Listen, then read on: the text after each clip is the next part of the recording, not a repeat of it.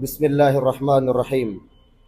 সম্মানিত সাংবাদিকবৃন্দ, আসসালামু আলাইকুম রহমতুল্লাহি ওয়া বারাকাতুহু। প্রিয় সাংবাদিক ভাই ও বোনেরা, আজকে এই সংবাদ সম্মেলনের যথাযথ সময় উপস্থিত হওয়ার জন্য আপনাদের সকলকে জানাই ঐতিহাসিক বাহাদুরপুরের তরফ থেকে এবং হাজী শরিয়াতুল্লাহ রহমতুল্লাহ আলাইহির বংশের সন্তান হিসাবে পক্ষ থেকে সবাইকে সালাম ও শুভেচ্ছা। আমি সাইদুদ্দিন আহমদ হানজালা অদ্য 11ই ডিসেম্বর 2024 ইংরেজি তারিখ রোজ বুধবার বেলা 11:30টায় আপনাদের সামনে উপস্থিত।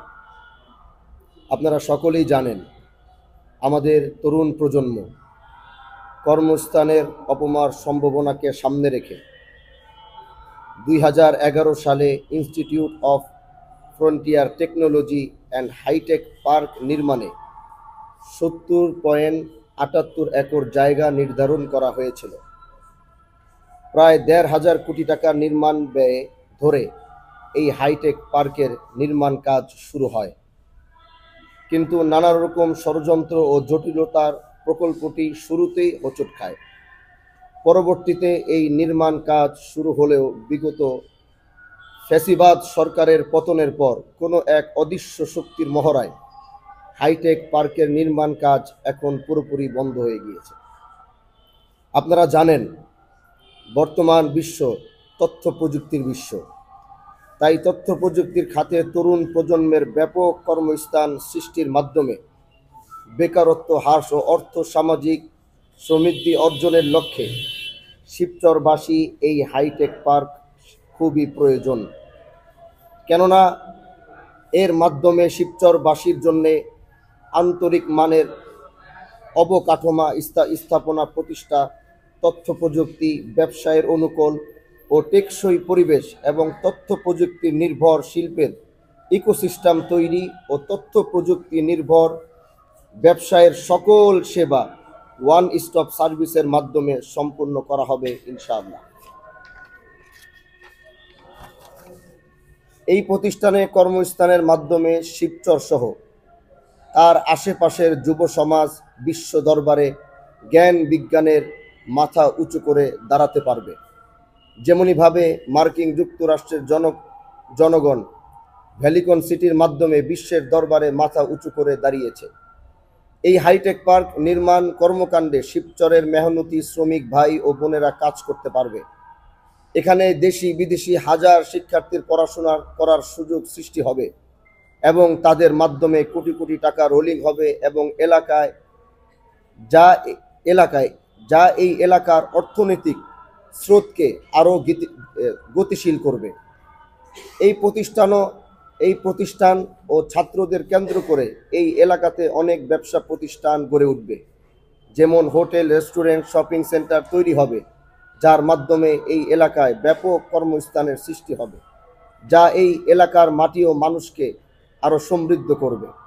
হাইটেক পার্কে অনেক দেশি বিদেশি ব্যবসা ও ইনভেস্টরদের বিলিয়ন ডলার বিনিয়োগের মাধ্যমে সমগ্র শিবচরের অর্থনৈতিক অবস্থা দৃশ্যপটই পরিবর্তন হয়ে যাবে ইনশাআল্লাহ।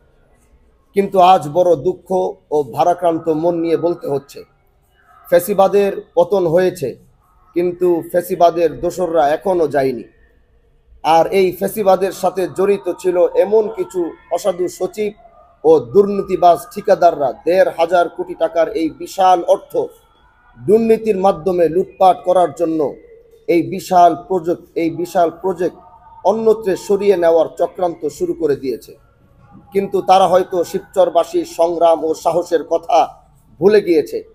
তাই যথার্থে জানাই, এই শিবচরের গরিব, দুঃখী, অসহায়, সুস্থ, মেহনতি, খেটে খাওয়া মানুষের পক্ষ থেকে বলে দিতে চাই, আমাদের শিবচরের তরুণ প্রজন্মরা তাদের জীবন দিয়ে হলেও এই নির্মাণাধীন প্রজেক্ট অন্য কোথাও স্থানান্তর হতে দিবে না। পরিশেষে আপনাদের সকলের সুস্বাস্থ্য কামনায় অশেষ কৃতজ্ঞতা জানিয়ে আজকে এই সংবাদ সম্মেলনের সমাপ্তি ঘোষণা করছি।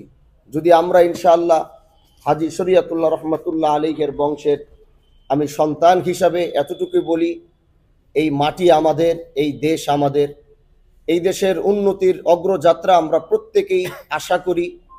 কিন্তু আমাদের ব্যথা এটাই যে একটি প্রকল্প যেটি অলরেডি কাজ এখানে শুরু হয়েছে, বাজেট হয়েছে, সয়েল টেস্টের নামে ভুয়া তথ্য দিয়ে এত বড় প্রজেক্টটাকে তারা এখান থেকে স্থানান্তর করতে চাচ্ছে। আমি এতটুকুই বলতে চাই, যদি আপনারা আপনাদের এই কথার উপরে অটল থাকবেন, তাহলে আমরা শিবচরবাসী তুমুল আন্দোলন গড়ে তুলব এই সমস্ত অন্যায় ভাবে এই প্রকল্পকে সরিয়ে নেওয়ার জন্য যারা চিন্তা ভাবনা করছেন।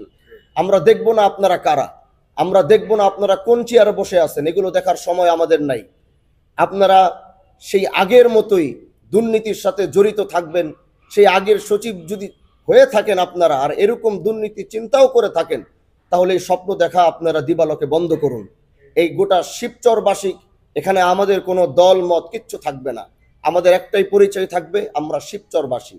এই শিবচরের পক্ষে তরুণ সমাজ, যুব সমাজ, ছাত্র সমাজ থেকে শুরু করে গোটা শিবচরের মানুষ ঐক্যবদ্ধ হয়ে এমন এক সংগ্রাম তুলবে যেটি আপনারা সামাল দিতে পারবেন না। এজন্য আমি বলতে চাই, এখানে আপনাদের বুঝতে হবে একটি বিশাল মহাসড়ক, এখানে যোগাযোগ ব্যবস্থা রয়েছে। আমরা যদি সেই যোগাযোগ ব্যবস্থা বন্ধ করব, বাংলাদেশের সাথে এই অঞ্চলের গোটা অঞ্চলের যোগাযোগ ব্যবস্থা কিন্তু বন্ধ হয়ে যাবে। এজন্য আমরা চাই আপনারা এটা নিয়ে বাড়াবাড়ি না করে, যেভাবে আমাদের কাছে এই প্রকল্পটি ছিল, এই প্রকল্পটি আমাদের কাছেই থাকবে। এই প্রকল্পটি আমাদের শিবচরেই হবে, এবং শিবচরবাসী এই প্রকল্পটি টিকিয়ে রাখার জন্যে তারা যদি তাদের সর্বোচ্চ ত্যাগ করতে হয়, গোটা শিবচরবাসী সর্বোচ্চ ত্যাগ করার জন্য প্রস্তুত আছে। এজন্য আগামী আমরা ম্যাক্সিমাম, আমাদের আজকেও একটি যুব সমাজ, ছাত্র সমাজের একটি টিম, তারা মাদারীপুর গিয়েছে এবং তাদের সাথে আমাদের যোগাযোগ হয়েছে। তারা স্মারকলিপি সহ মাদারীপুরে এই বার্তাটি পৌঁছিয়ে দিচ্ছে।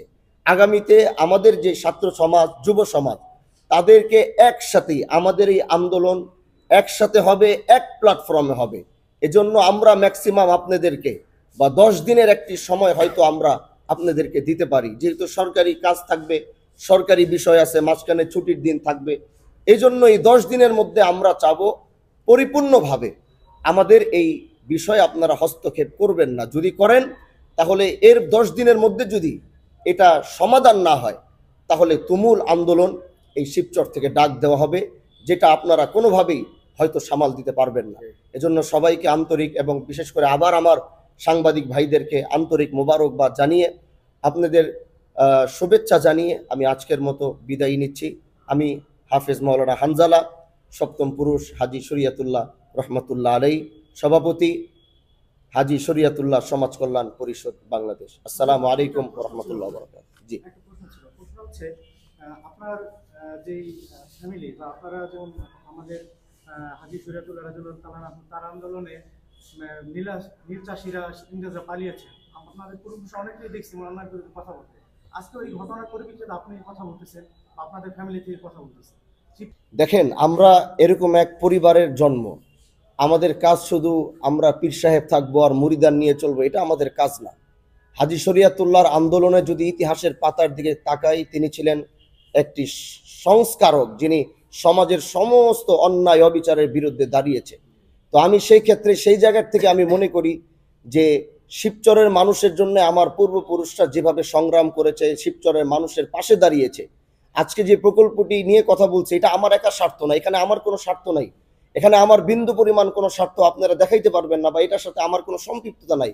কেন আজকে আমি এটার জন্য দাঁড়াইলাম? কারণ আমি মনে করি যে এটা শিবচরের মানুষের জন্য প্রয়োজন, শিবচরবাসীর জন্য প্রয়োজন। এজন্য কে এখানে বলছে, কে বলে নাই, সেটা হয়তো আমি বলতে পারবো না, যার যার ব্যক্তিগত বিষয়। কিন্তু আমি আমার প্রেরণার থেকে এখানে আমি উপস্থিত হইতে একদিনের মধ্যে আমি চিন্তা করলাম যে এটা নিয়ে চুপ থাকার আর কোনো সুযোগ নাই। এবং সব ছাত্র সমাজ থেকে অনেকে আমার সাথে যোগাযোগ করছে, যারা এটা নিয়ে অলরেডি কাজ করতেছে, তাদের সাথেও আমি ঐক্যমত পোষণ করছি। আমরা বলছি এই আন্দোলন আমাদের, কে আসলো কে আসলো না, কে আসবে কে আসবে না, হয়তো এটা আমাদের দেখার বিষয় না। আমরা শিবচরের জন্য, মানুষের জন্য, গণমানুষের জন্য আমরা কাজ করে যাবো।